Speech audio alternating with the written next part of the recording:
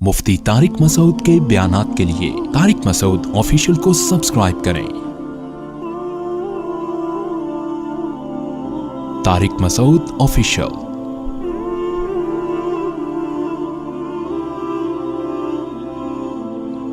इन्नल्लज़ीना यख़शौना रब्बहुम बिलग़ैब, लेकिन फरमाया वो लोग जो अपने रब को बगैर देखे डरते हैं। एथियस का सबसे बड़ा एतराज़ ये होता है कि खुदा नज़र क्यों नहीं आता, वो आके बताता क्यों नहीं है कि मैं हूं, वो खामोश क्यों बैठा है। वो खामोश नहीं बैठा, वो खामोश बैठा होता तो इतनी बातें बोलो ना कर रहा होता।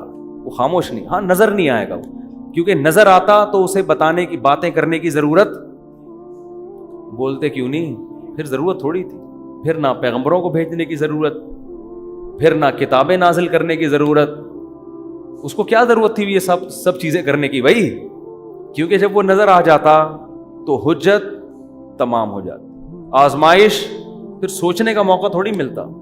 नजर ना आने का फायदा है अल्लाह सोचने का मौका दे रहा है कि जब समझ में आ जाए तौबा कर लेना, तौबा कबूल कर लूंगा। जब अल्लाह ऐसी बड़ी निशानी दिखाता है तो फिर सोचने का मौका नहीं देता।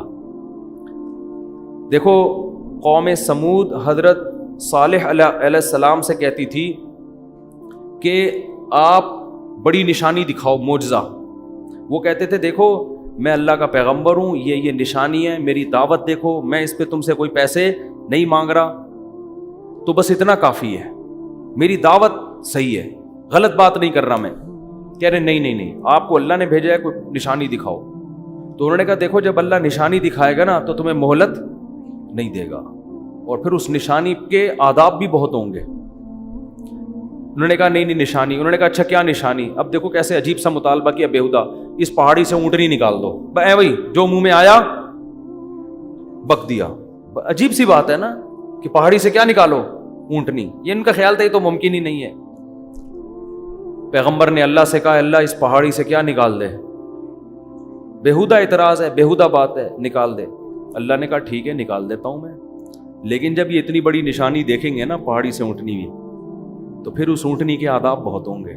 अभी तक तो आप दावत दे रहे हैं, जो मान रहा है ठीक है, नहीं मान रहा कोई आसमानी आफत नहीं आ रही है, आखिरत के लिए मैंने छोड़ा हुआ है, मोहलत दी हुई है, लंबी लंबी उम्रें हैं, सोचो जिस टाइम भी ख्याल आ गया तौबा कर लूंगा। लेकिन जब ये ऊँटनी मैं निकालूंगा तो फिर इसके आदाब होंगे क्या, फज़रूहा तअकुल फी अर्दिल्लाह, जिस दिन ये पानी पिएगी किसी दूसरे जानवर को पानी पीने की इजाजत नहीं, जब ये घास खाएगी इसको छेड़ने की इजाजत नहीं। अब सब्र करोगे, ये अल्लाह की ऊँटनी है, तुमने खुद अपनी आंखों से देखी है। तो जब अल्लाह की ऊँटनी है तो फिर उसके जो रहन सहन और उसके जो प्रोटोकॉल होगा वो भी बड़ा होगा, उसका वो छोटा मोटा प्रोटोकॉल नहीं है। अब क्या है, वो ऊँटनी इतना पानी पी लेती थी, इनके लिए जानवरों के लिए पानी नहीं बचता था भाई। इन्होंने कहा यार ये एक नई टेंशन। तो अल्लाह जब बड़ी निशानी दिखाता है ना तो फिर ये चीजें भी साथ में आती हैं, बड़ी निशानी दिखाता है। तो उन लोगों ने, शरारती लोगों ने क्या कहा, भाई इस ऊँटनी को कत्ल करो, इसकी वजह से हमारे जानवर का नुकसान हो रहा है। पैगंबर ने कह दिया कि इसको कुछ कहा ना तो फिर फौरन अजाब आएगा। लेकिन वही शरारती लोग इकट्ठे हुए, ऊँटनी को कत्ल किया। तो अल्लाह ने पैगंबर को वही की कि इनको बता दें कि सलासता अय्याम, 3 दिन बस इंतज़ार करो, खाओ पियो मौज मस्ती, 3 दिन के बाद खुदा तुम्हें नहीं छोड़ेगा। और हजरत सालेह अलैहिस्सलाम से कहा जो ईमान लाने वाले लोग हैं उनको लेके निकल जाएं। 3 दिन के बाद गहरे बादल आए, हजरत सालेह ने कहा कि अजाब आ रहा है। उन्होंने कहा अजाब नहीं है तो बारिशें होंगी। फरमाया ना ना ना ना ना, बल हुआ मस्ताअजलतुम बिही रीहुन फीहा अज़ाबुन अलीम, ये वो अजाब है जिसमें जल्दी में चाह रहे थे। तुदम्मिरु कुल्ल शैइन बिअम्रि रब्बिहा, कुरान कहता है 7 दिन 8 रातें ऐसी हवा चली है सर जिसमें एक आवाज होती है ना खतरनाक, और उस हवा ने उनको उठा के ऐसे, क्योंकि खजूर के तनों जैसे तो कमबख्तों के कद थे, और कहते थे मन अशद्दु मिन्ना कुव्वा, हमसे ज्यादा पावरफुल कोई भी नहीं है, सबसे ताकतवर हम हैं। तो अल्लाह कहते हैं हवा से मारा। उलमा इसमें हिकमत बयान करते हैं, हवा ने ना उठा के पटखाए उनको। उलमा कहते हैं किसी कौम पे ऐसा हवा का अजाब नहीं आया, पानी से गर्क किया फिरौन को, किसी कौम पे पत्थर बरसे, ये हवा क्यों? असल में हवा बहुत हल्की चीज है और इनके दावे थे बहुत भारी होने के। तो अल्लाह ने कहा मैं सबसे हल्की चीज से तुम्हें मारूंगा, मैं सबसे हल्की चीज से तुम्हें पटखूंगा मैं। سب سے ہلکی چیز ہوا ہے. تو ہوا 7 دن 8 راتیں چلی ہے اور ایسے اٹھا کے پٹھا ہے ان کو. قرآن کہتا ہے کأنہم اعجاز نخل خاویہ, کھجور کے تنے جیسے فصلیں کٹی ہوئی پڑی ہوتی ہے نا, ایسے 7-8 ایک ہفتے کے بعد ان کی یہ حالت تھی. فہل تری لہم من باقیہ, اللہ فرماتے بتاؤ ایک بھی ان میں سے تمہیں زندہ نظر آیا کیا؟ ایسا اللہ نے پٹکا ہے. تو جب اللہ, یہ جو ایتھیسٹ کہتے ہیں نا اللہ نظر نہیں آتا, بھائی اگر نظر آ گیا نا تو میں اور آپ شاید بچ جائیں, آپ نہیں بچو گے. اللہ بچائے ہمیں اپنی رحمت سے, پھر نہیں بچو گے. علماء نے ایک بڑی نکتے کی بات کی ہے. بنی اسرائیل نے بچڑے کی عبادت کی تھی.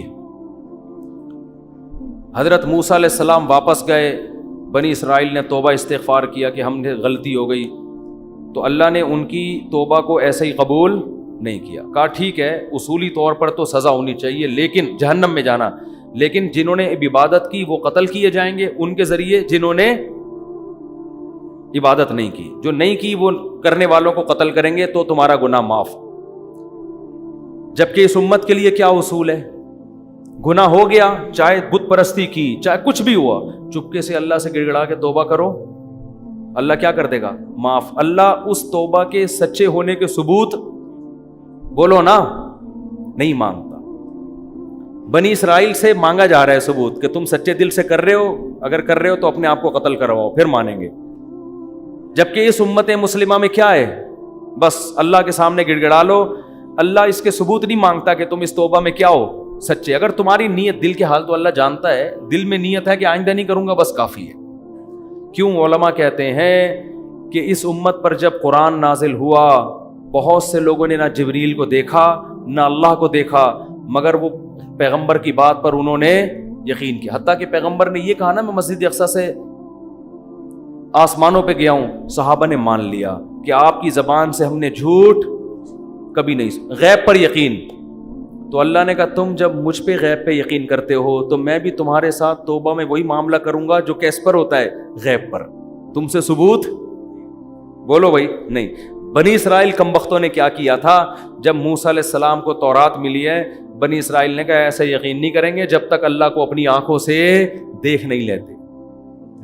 اللہ نے کہا جب تک مجھے دیکھا نہیں تھا نا, یقین نہیں کر رہے تھے, تو میں بھی تمہاری توبہ کے سچے ہونے کے ثبوت جب تک دیکھ نہیں لوں گا اس وقت تک تمہاری توبہ قبول نہیں کروں گا. جیسے تم ہو ویسے ہی ہمارا بھی تمہارے ساتھ معاملہ ہے. تو جس کو اللہ جتنی بڑی نشانیاں دکھاتے ہیں اس کا معاملہ اتنا ہی کیا ہو جاتا ہے مشکل. تبھی تو قرآن میں آتا ہے کہ جب سورج مغرب سے نکلے گا, حدیث میں آتا ہے, قرآن میں بھی اس کا تذکرہ اللہ نے کیا, اشارہ دیا, حدیث میں تفصیل ہے کہ ایک وقت ایسا آئے گا کہ اللہ سورج کو کہاں سے نکالیں گے؟ مغرب سے. اور وہ مغرب سے نکل کے جب زوال تک پہنچے گا تو دوبارہ مغرب میں ڈوب جائے گا.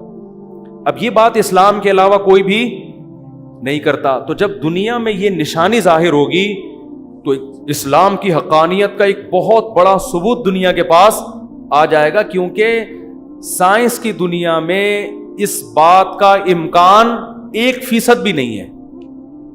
کیونکہ سورج کا مغرب سے نکلنے کا مطلب کیا ہوا کہ زمین الٹی گھومے گی, اور سائنسدان کہتے ہیں الٹی گھومنا تو دور کی بات, زمین کی سپیڈ میں تھوڑا سا فرق آ جائے نا تو ہم سارے جیسے ایک لٹو پہ گھوم رہا ہو اور وہ گاڑی میں سپیڈ سے جا رہے ہوں اور بریک لگ جائے تو سارے کھڑکیوں سے باہر ہوں گے کہ نہیں ہوں گے؟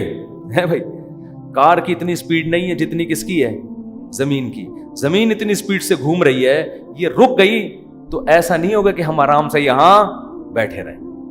آپ سب اپنے سسرال پہنچ چکے ہوں گے اس میں یعنی ایسی جگہ جا چکے ہوں گے جہاں آپ کبھی بھی جانا نہیں جانتے, سالوں سے گلے مل رہے ہوں گے, آپ سسر کے پاس آ کے بیٹھے ہوئے ہوں گے آپ. یعنی ایسی ایسی جگہ آپ کو زمین پہنچا دے گی جہاں آپ کبھی بھی جانا نہیں چاہتے, اور الٹا گھومنا شروع ہو جائے پھر تو بالکل ناممکن. لیکن اللہ کو ہر چیز کی قدرت ہے. حدیث میں آتا ہے سورج کہاں سے نکلے گا, لیکن یہ اتنی بڑی اسلام کی حقانیت کی نشانی دنیا اپنی آنکھوں سے دیکھے گی کہ اس کے بعد اسلام ماننے کے علاوہ کوئی آپشن, کوئی چارہ نہیں ہوگا. لیکن قرآن کیا کہہ رہا ہے؟ توبہ کا دروازہ بند کروں گا میں اس وقت لم تکن آمنت من قبل او کسبت فی ایمانہا خیرا یوم یاتی بعض آیات ربک، کیا ہے آیت یار، یوم یاتی بعض آیات ربک لا ينفع نفسا ایمانها لم تکن آمنت من قبل او کسبت فی ایمانہا خیرا۔ اللہ کہتے ہیں اس وقت کوئی کافر مسلمان ہوگا تو اس کا اسلام قبول نہیں، اور کوئی گناہگار مسلمان توبہ کرے گا تو اس کی توبہ قبول نہیں ہوگی۔ سمجھ میں آ رہی ہے بات کہ نہیں آ رہی؟ تو اس لیے غیب پہ معاملہ لکھا ہے، یہی دیکھو، اونٹ کو دیکھو، شہد کی مکھی کو دیکھو، سورج کا نکلنا دیکھو، چاند کو دیکھو، للشمس ينبغي لها ان تدرك القمر، اللہ کہتے ہیں ہر ایک کو ایسے دائروں میں تیرا دیا میں نے، نہ چاند سورج سے ٹکراتا ہے اور نہ سورج چاند سے ٹکراتا، کل فی فلک یسبحون، اتنے بڑے بڑے اجرام ایک مخصوص دائروں کے اندر لٹو کی طرح گھوم رہے ہیں، یہ آٹومیٹیکلی خود بخود نہیں ہو سکتا۔ یمسک السماوات والارض ان تزولا، اللہ ہے جس نے آسمانوں اور زمینوں کو تھاما ہوا ہے کہ اپنی جگہ سے ڈاما ڈول نہ ہو جائیں، وَلَئِن زَالَتَا، ذرا سا ان کا بیلنس آؤٹ ہوگا، اللہ کہتے ہیں یہ جاپان کے سائنسدان اس کو بیلنس پہ نہیں لے کر آئیں گے، تو کیڑے مکوڑوں کی طرح یہ خلائی سیارے تھے جو تھوڑا سا نیچے سے جس نے چھلانگ لگائی ہے نا، ٹھیک، تھوڑا سا نیچے سے، یہ مجھے وہ لطیفہ بچپن کا بہت یاد آتا ہے، تھوڑا سا نیچے، دوبارہ سنا دوں، کل سنایا تھا، نئے لوگ بھی آ گئے۔ تو 3 آدمی، ایک امریکی وسیع، اس کے بعد بیان ختم ہو رہا ہے نا، نئے نئے لوگ بھی آتے ہیں یار، ایک بھی نیا ہو نا، ایک بندہ بھی نیا ہو تو یہ لطیفہ اس قابل ہے کہ اس کی رعایت میں اس کو سنایا جائے، ٹھیک ہے۔ پاکستانیوں کی ریسرچ کا پتہ چلتا ہے۔ تو 3 آدمی بیٹھے ہوئے تھے، ایک امریکی، ایک جاپانی اور ایک پاکستانی۔